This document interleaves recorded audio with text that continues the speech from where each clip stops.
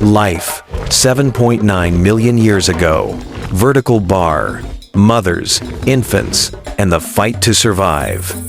The sun bled across the wide savanna, throwing long shadows of a moving band of Australopithecus afarensis. Their small, wiry bodies shifted between 2 legs and 4, knuckles pressing the earth when speed demanded it. The air was heavy with the scent of dust and acacia sap. In the center of the group, a young mother strained, her body hunched, trembling. Blood ran down her thighs. She was bringing new life into a world that had no mercy. The tribe circled her. Females pressed close, offering fruit, water carried in folded leaves, and hands to steady her shaking limbs. The males stood in the outer ring, eyes wide, scanning the horizon. Her cries carried across the plain, and cries were dangerous. They traveled like fire. The infant came, slick and fragile, gasping its first breaths. Relief surged through the tribe, until a distant roar answered. Lions, drawn by the sound of birth. The leader, a scarred male with jutting brow, snapped into motion.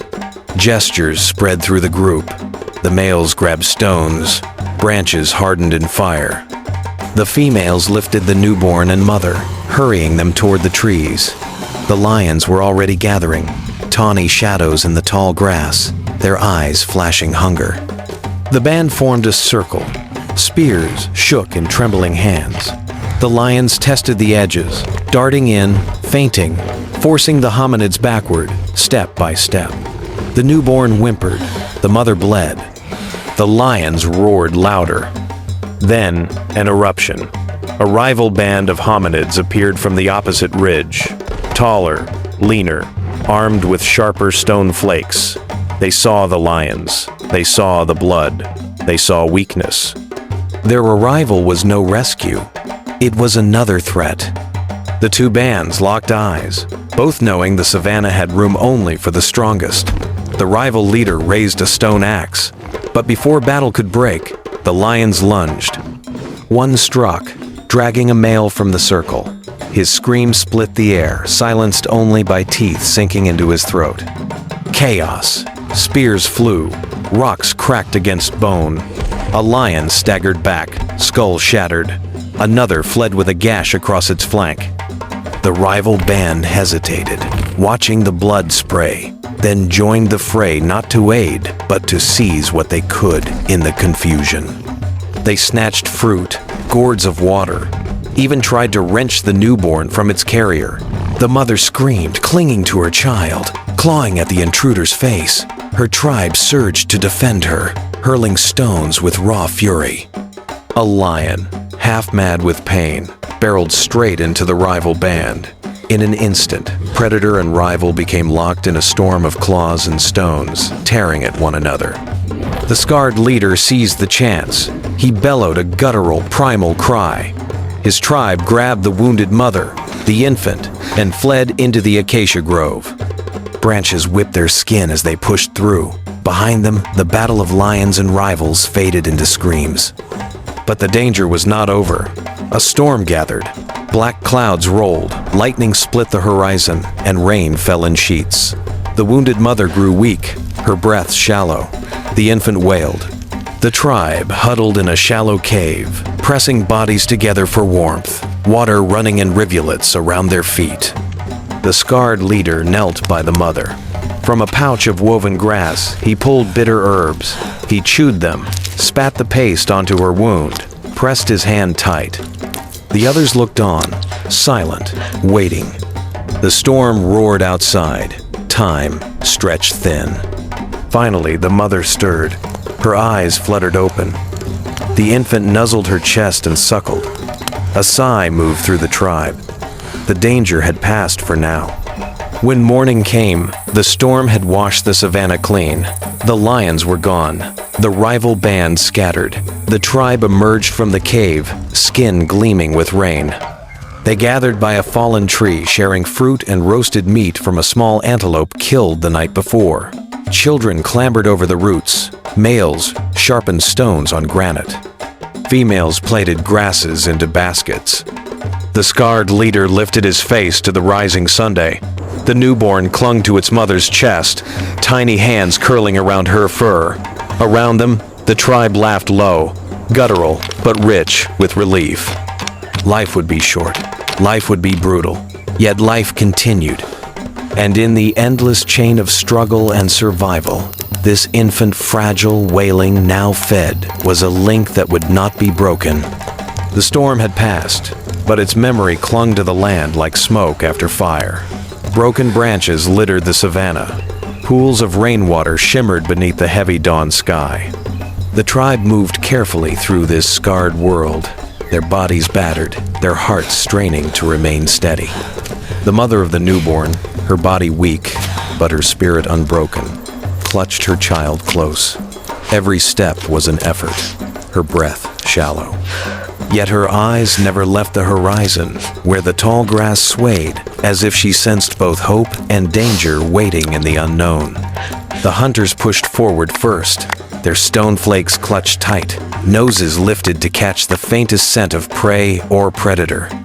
The rain had washed away familiar trails, leaving them blind in a land remade overnight. Every shadow seemed alive, every distant cry a warning. They stumbled upon the carcass of a gazelle caught beneath a fallen tree. The storm had killed it, but the meat was fresh. The tribe tore into it with trembling hunger, their tools flashing, their teeth ripping. Grease smeared across faces, blood-streaked hands, but it was life. The children ate first, then the mothers, then the hunters. Even the newborn, too small to understand, rested at the heart of this circle of survival, his cries drowned by the rhythm of chewing jaws. But as they fed, another sound crept into the air. Low, guttural, a growl rolling like thunder across the broken plain.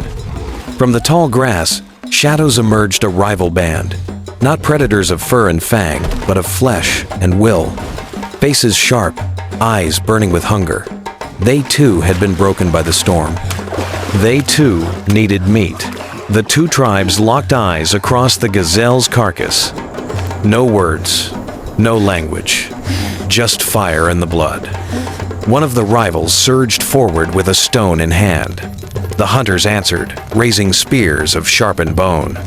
For a heartbeat, it was chaos. Bodies colliding, stones striking flesh, screams ripping the stillness. A mother clutched her child and fled behind a tree. A youth tripped, kicked, then scrambled to his feet as a rival's hand closed on his arm. The clash was brief, brutal, raw. The tribe fought not for dominance, but for survival. They struck not to conquer, but to protect. When the dust settled, the rivals melted back into the tall grass, dragging nothing but their wounds. The gazelle remained. Bloodied hands claimed it again. The tribe did not celebrate. Their victory was survival, nothing more. LA's dusk fell. They sought shelter among caves at the base of a stony rise. Smoke from damp branches choked the air as they sparked fire with stone against stone. Sparks caught, flames licked, and warmth wrapped their shivering skins. The newborn whimpered. His mother pressed him against her chest, but the cry was different, sharp, desperate. Fever glowed on his tiny body. The tribe gathered close. An elder woman crushed leaves between stones, mixing them with water carried in cupped bark. She dabbed the bitter juice on the baby's lips. All night they tended him, keeping the fire alive, keeping the shadows back. The night was long. The cries rose and fell, pulling every ear awake.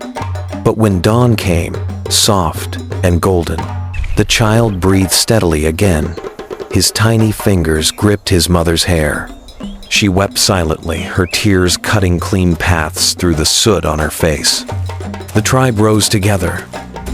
Their bodies were scarred. Their bellies were no longer empty. Their fire still burned. They were alive. And so they moved again, stepping into the open plain as the sun climbed. The grass whispered around them. Birds rose in startled flocks. Somewhere far away, lions roared.